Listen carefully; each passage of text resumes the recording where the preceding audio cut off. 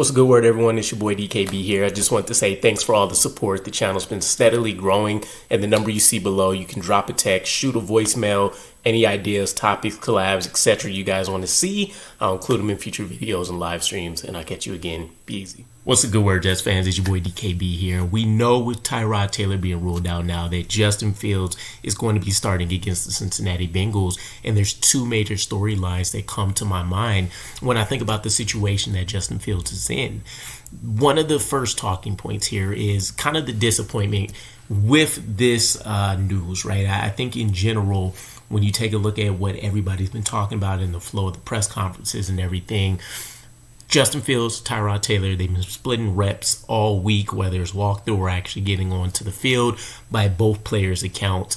But Tyrod Taylor, we got the knee injury issue early, and he was ruled day to day. But with the injuries, it seems like he suffered throughout training camp leading into the season. It feels like every little thing ends up being a bit of a prolonged issue for him, right? So I wouldn't even be surprised if we hear that Tyrod Taylor ends up going on IR or something like that based on what's happening. So with this foundation we're trying to build, right, and you'd ideally love to say that this is going to be meritocracy based. Justin Fields didn't win, right? It'd be one thing if it felt like he was taking the most advantage of the snaps that they were splitting, but that's not the feeling I get. Again, a lot of the beat writers and such were reporting that the early indication was Tyrod Taylor would end up winning the job, which also is insane, because if this knee injury was so significant that he's been ruled out now, you imagine that there's been a problem out on the field, and he still ended up looking better running that offense than Justin Fields. Which leads me to my first talking point here, right? Most likely this means Brady Cook is going to get elevated for this game, and if we get a Brady Cook sighting, if he takes reps during this game and is not due to injury and they pull the plug on Justin Fields, that will officially be the sayonara to his career, right? And I do mean career. I don't even think it's just a Jets related thing.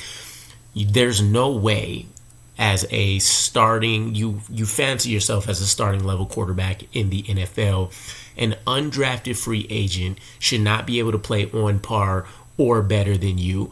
Realistically, it should be the farthest conversation that we're having here, but the fact that we can't rule it out is what is kind of insane, right? Brady Cook, again, a bit of an unknown product as well.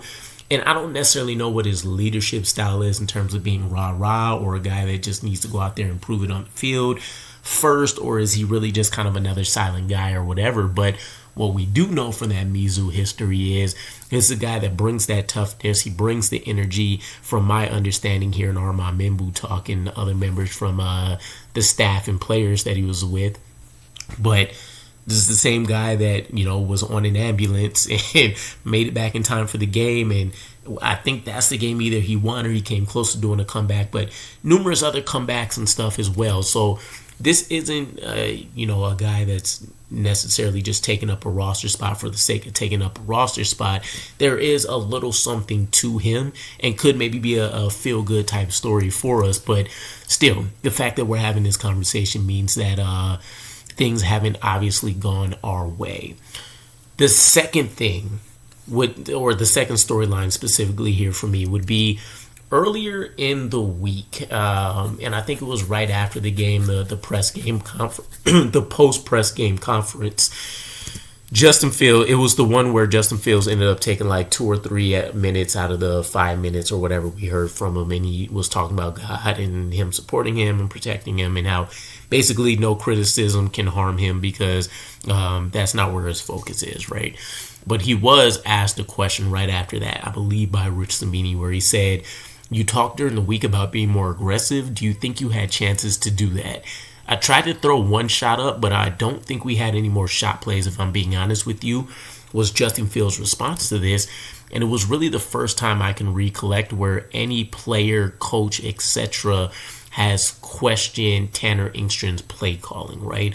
I think even though the statistics don't back it up in terms of this being like a LaFleur situation where the offense is top 5 with anybody else versus, Zach Wilson playing, but it definitely feels like anybody else operating this offense makes it look at least suitable enough, and then you get into conversations about the talent as opposed to saying the quarterback specifically is holding the team back.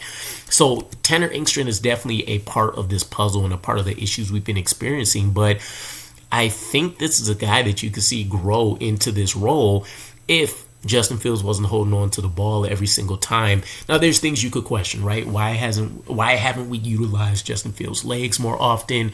Where's the play action? Where's the rollouts? Different things of that nature. Where's the screen game as we hear? Where are the deep shots?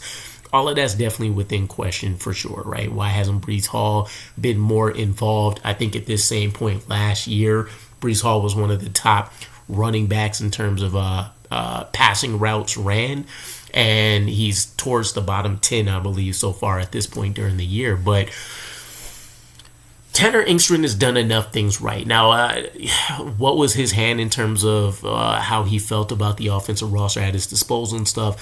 Who knows, right? Maybe he's just rolling with the ingredients given to him, and he was expected to chef these things into a 5-course meal. But with him being a rookie, there is going to be a lot of scrutiny around him, right? Again, has he been perfect? No, but I think you've seen the elements. You've seen the strong running games when affordable, right? We're close in games and we're not looking to abandon the run and such. You've seen when the run game is really on point. You've seen what happens when they did utilize a bit more of Justin Fields' legs. And to be honest, with that piece, I also feel like they've seen some of the things happening where Justin Fields is taking off, he's running, he's sliding, he's still getting hit, we're not getting calls. And we've seen the concussion protocol already early in the season, right? They don't want to necessarily expose Justin Fields to a lot more of that risk, especially when they're not getting the calls or anything to really at least, make up for it to a certain degree. So I don't blame him if he feels like he has to handicap things a little bit because the Jets are getting penalized by themselves and they're being penalized by the refs. But it's also a vice versa, right? This is the relationship between OC and quarterback. From Tanner Engstrand's perspective, the way I look at it is not only is he handicapped because when he's allowed his guy to run, he's taking these vicious hits, and you could almost make the argument the guys have been targeting him. But as a pocket passer, he's also handicapped because he knows Justin Fields can't do the things a normal starting quarterback will be able to in terms of being able to read the field a certain way, being able to make those quick cue decisions and trust his ability to put the ball in a proper spot, right? The ball placement is shaky, the accuracy is a bit shaky, and the ability to break down, read, and manipulate a defense is definitely shaky. So what do you really want him to do, right? He can empty out the playbook and call all the plays he wants, but when you don't really trust your quarterback to be able to execute, and you can take a look at the last couple half times that we've had where we just look to try to get into the locker room and say we're comfortable with, only being down 3 or 4. We'll try to reset again coming out. I think that says everything that we need to know about Justin Fields here, but it is a conversation I'm interested in exploring a little bit more once I can try to find some more numbers around Tanner Engstrand and this offense and what's been going on. But I was curious to know your guys' thoughts. Let me know in the comments below. Tanner Engstrand, is he much more of a problem than what Justin Fields is going on? Or can Tanner Engstrand only do so much with Justin Fields as a starter? I think we would have received a lot more of those answers if Tyrod Taylor was playing this week for sure. But again, if we do somehow see Brady Cook this week, I think that also could be pretty telling about how things change for Tanner Engstrand. But let me know what your guys' thoughts are in the comments below. I appreciate the support as always, and I'll catch you guys again. Peace.